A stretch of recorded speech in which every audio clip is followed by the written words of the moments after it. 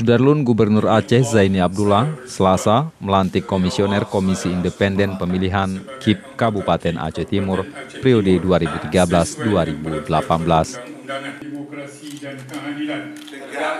Kelima komisioner yang dilantik di pendopo Gubernur Aceh itu adalah Iskandar Gani, Mulia Karim, Ridwan Suud, Tarmizi, dan Sofyan. Demi suksesnya pemilu.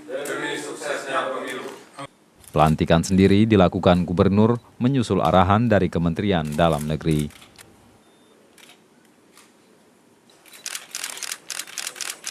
Sebelumnya, operasional KIP Aceh Timur ditangani oleh 2 komisioner KIP Aceh, mulai dari tahapan pendaftaran hingga tes bisa membaca Al-Quran.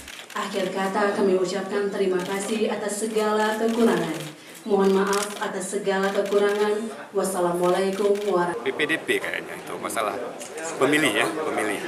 Nah, jadi kami juga segera untuk memanggil PPK untuk duduk bersama dalam hal ini. Sejauh mana sudah mereka bekerja?